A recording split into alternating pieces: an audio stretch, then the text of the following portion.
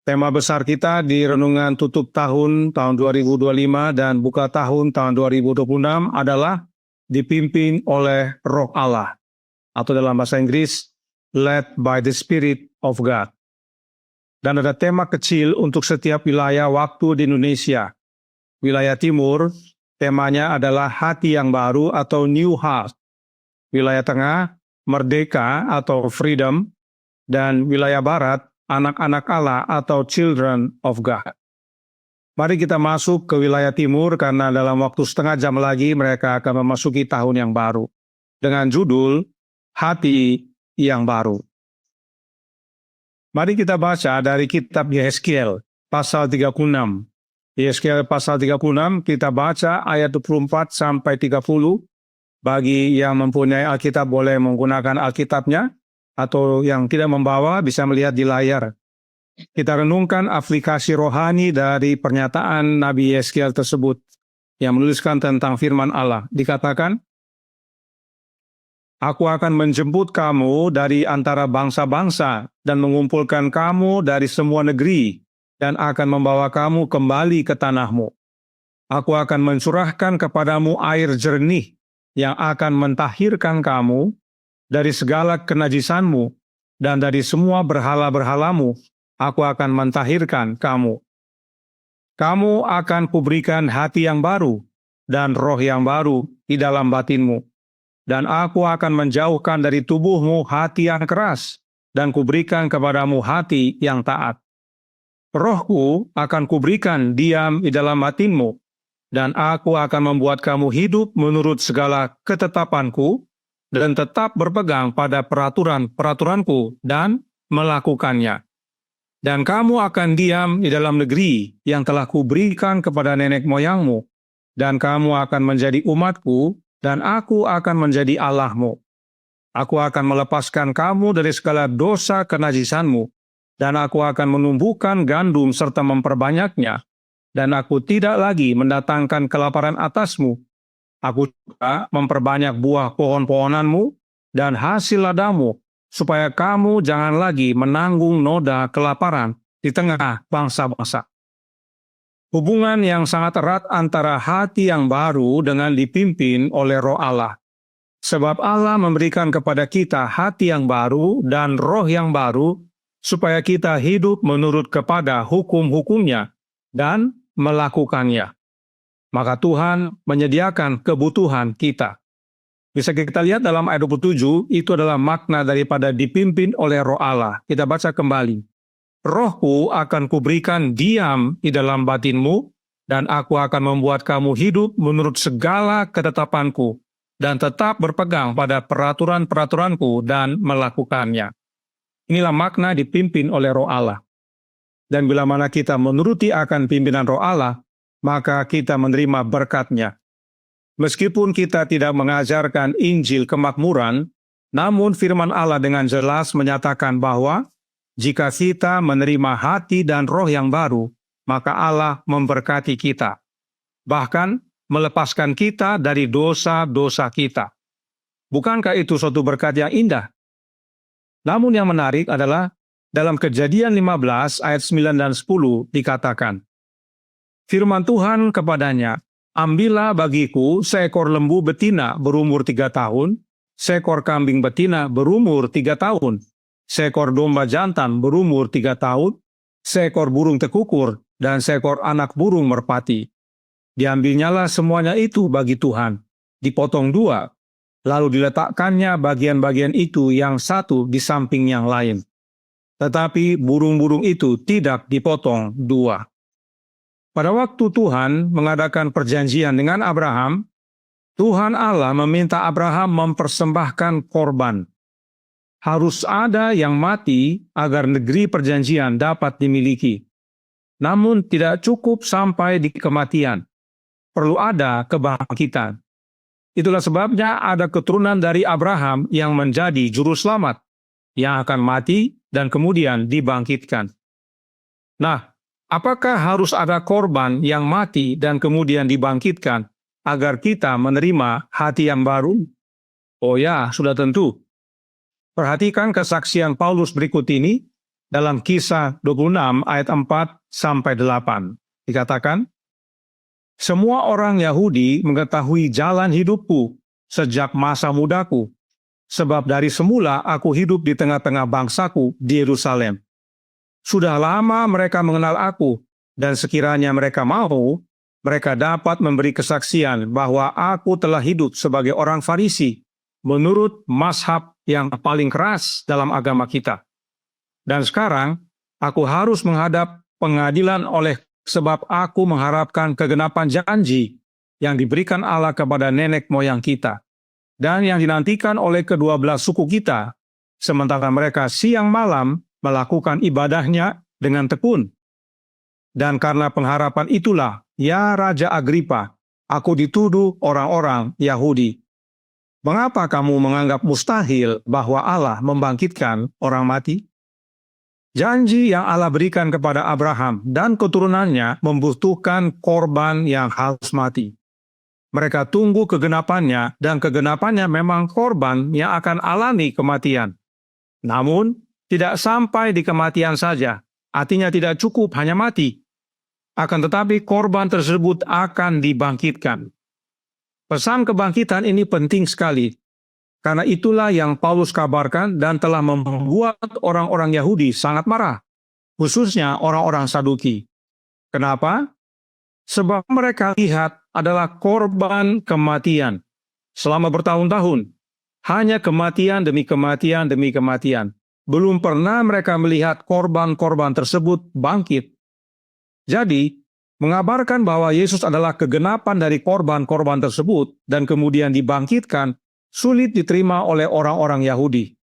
Bahkan Paulus sendiri berkata dalam Kisah 26 ayat 9, bagaimanapun juga, aku sendiri pernah menyangka bahwa aku harus keras bertindak menentang nama Yesus dari Nazaret. Tetapi Paulus lanjutkan kesaksiannya dalam Kisah 26 ayat 12-15. Dan dalam keadaan demikian, ketika aku dengan penuh kuasa dan tugas dari imam-imam kepala sedang dalam perjalanan ke Damsyik, tiba-tiba ya Raja Agripa, pada tengah hari bolong, aku melihat di tengah jalan itu cahaya yang lebih terang daripada cahaya matahari, turun dari langit meliputi aku dan teman-teman seperjalananku.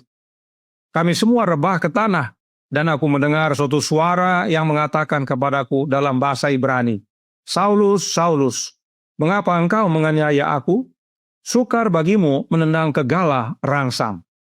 Tetapi aku menjawab, siapa engkau Tuhan? Kata Tuhan, akulah Yesus yang kau aniaya itu. Melalui peristiwa ini, Saulus yang kemudian menjadi Paulus mengerti bahwa pemenuhan janji Allah bagi umat-umatnya membutuhkan kematian dan kebangkitan. Tidak cukup hanya ada kematian, namun harus ada kebangkitan. Dan melalui kematian dan kebangkitan inilah karunia hati yang baru menjadi bagian mereka yang percaya. Saulus percaya dan akhirnya dia menerima hati yang baru dan menjadi Paulus. Ada yang mati dalam Paulus dan ada yang bangkit hidup di dalam Paulus. Itu sebabnya Paulus lanjutkan kesaksiannya dalam Filipi 1 ayat 21. Dikatakan, karena bagiku hidup adalah Kristus dan mati adalah keuntungan. Karenanya, Roh Nubuat berkata tentang Paulus dalam manuskrip 15 tahun 1894 paragraf 24. Kita membutuhkan hati yang baru. Paulus berkata, aku mati setiap hari. Dan ketika hal-hal ini muncul, kita harus menyalibkan daging.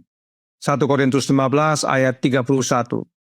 Bila mana saudara membaca ayat ini dalam bahasa Indonesia, terjemahannya berbeda.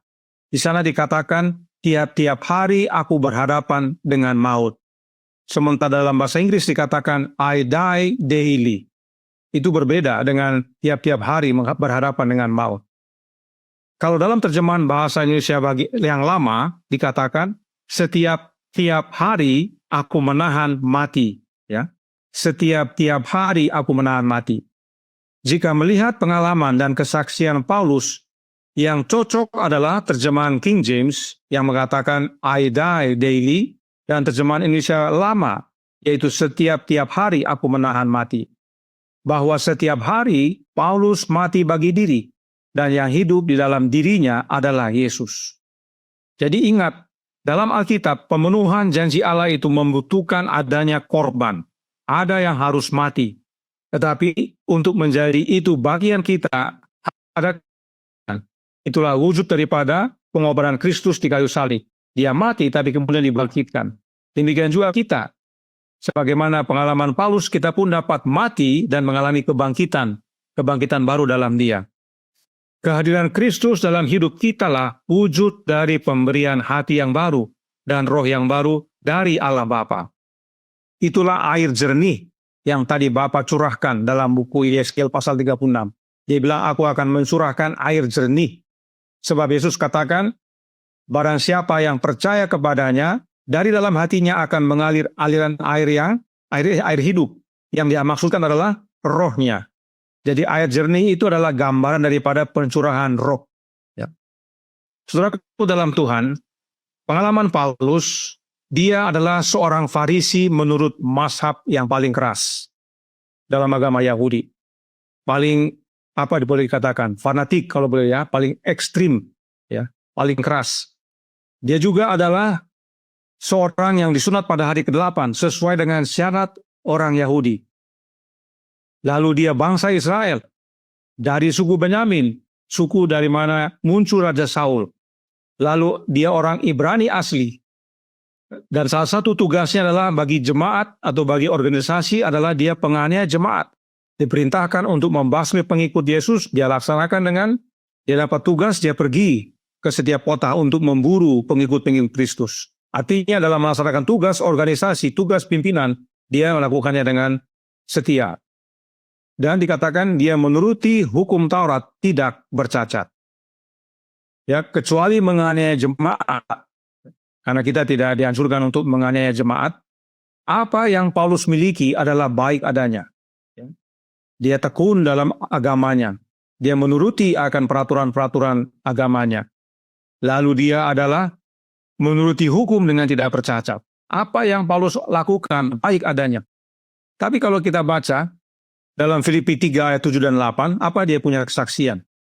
Tetapi apa yang dahulu merupakan keuntungan bagiku, sekarang kuanggap rugi karena Kristus.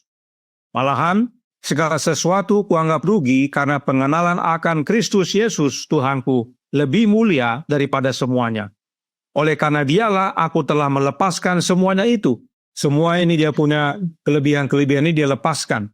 Dan menganggapnya sampah, supaya aku memperoleh Kristus.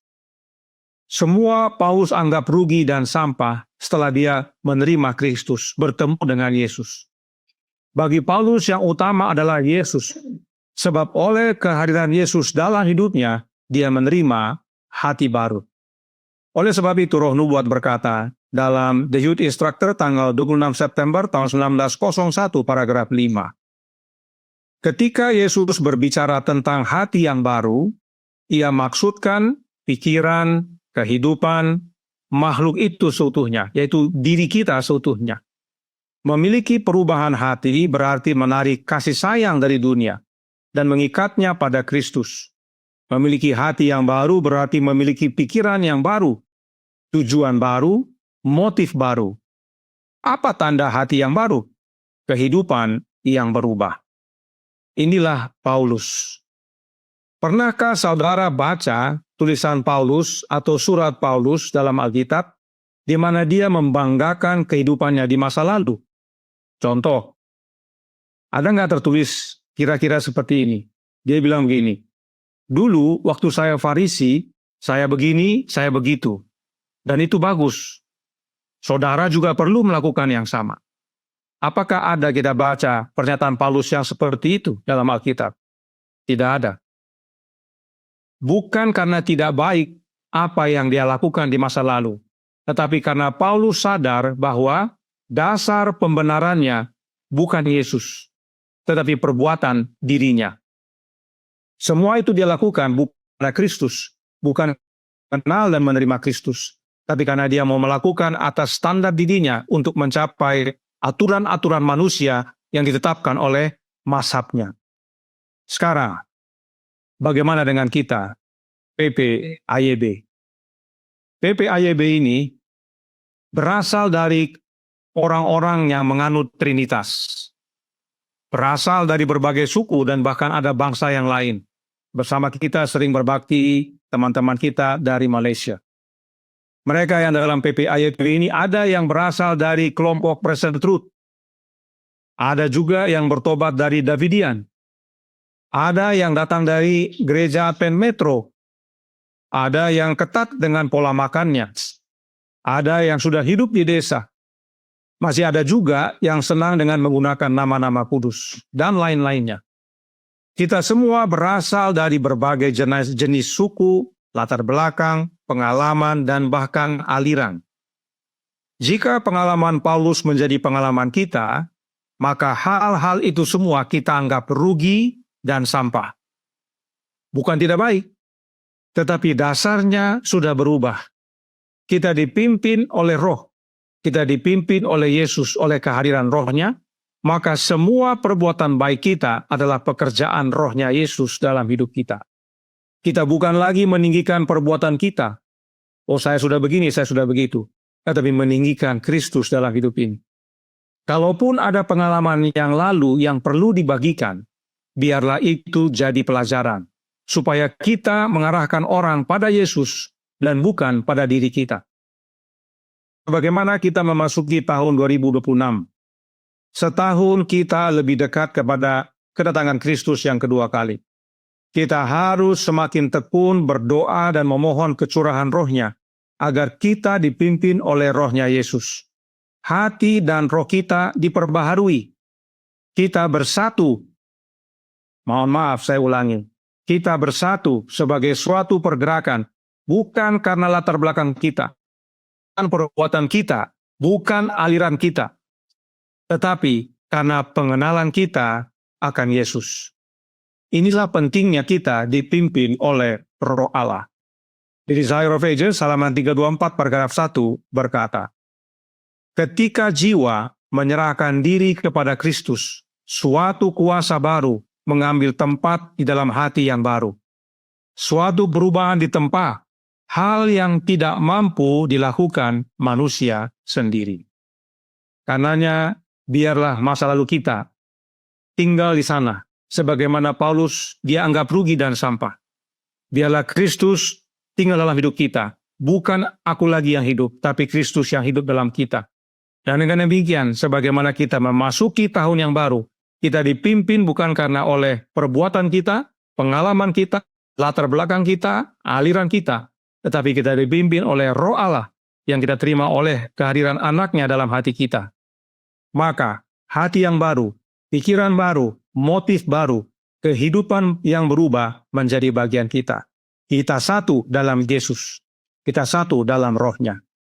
Selamat tahun baru, teman-teman saudara sekalian di wilayah timur. Kiranya di tahun yang baru ini kita dipimpin oleh Roh Allah. Mari kita bertelut, kita berdoa. Bapa kami yang di sorga, Allah pencipta langit dan bumi, laut dan segala isinya, Allah yang maha besar, maha kuasa, sumber segalanya, yang kami sembah selalu melalui Anak-Mu yang tunggal, Yesus Kristus. Terima kasih atas 1 tahun Engkau telah pimpin dan pelihara kami, hari demi hari, jatuh bangun, susah dan senang. Tetapi kami dapat rasakan bagaimana perlindungan dan pemeliharaan-Mu ya Tuhan. Hingga kami tiba di hari yang terakhir di tahun 2025 ini. Dan sebagaimana kami menutupnya dan memasuki tahun yang baru, tahun 2026, diingatkan kepada kami, pentingnya dipimpin oleh Roh-Mu ya Bapa, yang Engkau karuniakan melalui Anak-Mu. Dan bila mana kami menerima Roh-Nya Kristus dalam hati kami, pengalaman Paulus dapat menjadi bagian kami. Apa yang kami rasa di masa lalu, kebanggaan diri, perbuatan diri, itu adalah rugi dan sampah. Sebagaimana Paulus mengenal Kristus, itulah yang terutama. Dan bila itu menjadi bagian kami sebagaimana memasuki tahun yang baru. Kami dipersatukan bukan karena pengalaman hidup, bukan karena praktek hidup, bukan karena aliran-aliran sendiri-sendiri, tetapi karena Kristus yang mempersatukan kami. Kami rindu untuk bekerja bersama dalam pergerakan mengabarkan kebenaran, sebab kami percaya Yesus datang segera. Tuhan campur tangan. agar masing-masing kami mau membuka hati, mau dibersihkan, dibentuk, diubahkan. Pikiran kami, hati kami, roh kami, motif kami, semua menjadi baru. Dan inilah menjadi sukacita bila mana kami bergerak bersama Engkau, ya Tuhan. Beserta dengan umat-umat-Mu di Timika, tolong mereka dalam tantangan kehidupan, dalam pekerjaan, dalam rumah tangga, pendidikan, dan sosial. Beristimewa dalam iman dan kerohanian, Tuhan kiranya berkati dan tolong. Biarlah melalui pengalaman ini, mereka sebagai mercusuar, mengabarkan kebenaran dari wilayah timur, semakin hari semakin bersinar. Berkati para pemimpin di sana, agar membimbing umat-umat dalam jalan-Mu. Kuasa-Mu boleh menguasai mereka, sehingga mereka membimbing dalam kebenaran, dan banyak umat datang kepada mereka. Jiwa-jiwa Engkau tambahkan. Ampuni bila mana kami banyak kekurangan kesalahan. Kami sadar kami banyak berbuat salah kepada sesama, dalam rumah tangga, dalam pekerjaan, dalam sosial. Terlebih kepada Engkau ya Bapa dan anak-Mu. Biarlah pengalaman sore hari ini memulihkan kami, damai surga menjadi bagian kami. Kami memasuki tahun yang baru dengan penuh sukacita dan kelegaan. Dan kami boleh melayani lebih baik lagi di tahun yang baru. Kami bersyukur atas segala kasih-Mu. Kami serahkan semua dalam tangan-Mu, keluarga demi keluarga, pribadi demi pribadi, anak-anak sampai orang tua. Berkati masing-masing ya Tuhan. Terima kasih ya Bapa. Kami bersyukur atas segala kasih dan karunia-Mu dan pimpinan-Mu. Kehendak-Mu yang jadi, ampun kami akan dosa dan salah, karena kami berdoa, hanya dalam nama anak Allah yang tunggal, Yesus Kristus, yang adalah Tuhan dan Juru Selamat kami. Amin.